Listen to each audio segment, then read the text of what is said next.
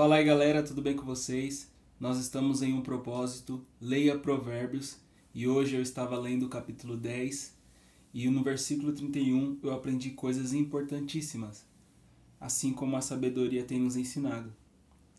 Versículo 31 do capítulo 10 de Provérbios diz assim: Da boca do justo brota a sabedoria, mas a língua perversa será cortada. Existe muito poder naquilo que nós falamos. É interessante, eu anotei até aqui algumas coisas, nós podemos declarar palavras de vida ou palavras de morte. E lendo e estudando o capítulo 10 de Provérbios, eu fui lá para a epístola de Tiago, quando Tiago diz no capítulo 3, versículo 2 da sua epístola, ele diz assim: Porque todos nós tropeçamos em muitas coisas, e todo aquele que não tropeça no falar em alguma palavra, este homem é perfeito, poderoso para sujeitar sobre freios todo o seu corpo. Tiago vai declarar no capítulo 3 que a língua é um pequeno membro que, se possível, incendeia um bosque inteiro. E nós temos que entender que a língua ela tem poder muito grande sobre as nossas vidas, sobre aquilo que nós professamos. Tiago diz assim: nós somos como fontes de águas. E ele faz uma pergunta: de uma fonte pode jorrar dois tipos de água, amarga e doce? Não, ele responde e diz: de uma fonte jorra ou água amarga ou água doce. Então nós somos como fontes. E nós não podemos abençoar e amaldiçoar. Se nós temos o nosso coração certificado perante Deus, santificado por Ele, nós vamos declarar palavras de vida, palavras de bênção, para abençoar as nossas vidas e abençoar a muitas pessoas. Mas se nós temos o nosso coração moroso, amargo, duro, entristecido, nós vamos declarar palavras de morte, vamos declarar palavras de maldição. Então o nosso coração vale muito naquilo que nós professamos. É por isso que a boca fala daquilo que o coração está cheio. Do que está cheio o teu coração? Quais são as palavras que você tem professado? O que tem saído da sua boca? Você é como uma fonte. E qual é o tipo de água que tem sido jorrado através das suas palavras? Eu anotei aqui, temos um poder muito grande nas palavras. Nós ouvimos palavras que nos destroem, mas quando nós alinhamos as nossas palavras sobre o que Deus falou, o nosso futuro será uma bênção.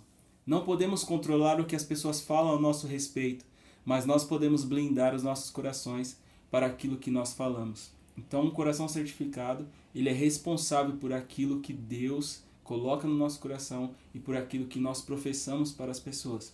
E é interessante que Tiago diz que um homem que é perfeito é aquele que não tropeça no falar. Então nós somos como fontes de águas, nós professamos palavras de vida quando nós somos uma fonte de água doce. E nós professamos palavras de morte quando nós professamos palavras de maldição. É interessante que na Bíblia nós vamos ver Davi enfrentando Golias. Ele declara através da sua palavra dizendo: eu tenho em mim o Espírito Santo. Quem é este homem para estar afrontando o povo de Deus? Nós vamos até ele no nome do Senhor Jesus. É interessante que Elias, por exemplo, o profeta Elias, ele em 1 Reis capítulo 17, ele profetiza, ele vai até Acabe, até o rei Acabe e diz assim, não vai haver chuva sobre a terra. Ele declara uma palavra de morte. Ele declara uma palavra ali, mas debaixo da autoridade de Deus, da unção de Deus, do chamado que Deus tinha sobre a vida dele. Porque imagina você, viver sem a chuva, mas ali fazia parte de um propósito de Deus para a vida dele. E é o mesmo Elias que depois ele vai ver uma nuvem na forma de uma mão de um homem e ele diz assim, haverá chuva. Então ele está profetizando agora uma bênção, uma vida que estava vindo ali, algo, uma bênção espiritual, uma chuva que estava chegando sobre a terra. Ele profetizou uma palavra de morte, falando que não haveria chuva, e uma palavra de bênção, falando que vai ter chuva, que vai ter bênçãos agora chegou o tempo da chuva descer. Então ele estava debaixo de um propósito de Deus. Mas é interessante que o mesmo Elias, ele fica com medo no capítulo 19, no versículo 2, quando Jezabel manda matar ele fica com medo de uma palavra e até que ele se esconde dentro de uma caverna. Então nós temos sobre nós falamos também debaixo de propósito de Deus, nós temos autoridade de Deus muitas vezes para falar sobre não vai ter chuva, vai fechar, mas também Deus vai nos usar outro dia e fala assim, vai haver chuva agora, nós estamos debaixo dessa autoridade de Deus. E é interessante que nós temos em nós as palavras de vida.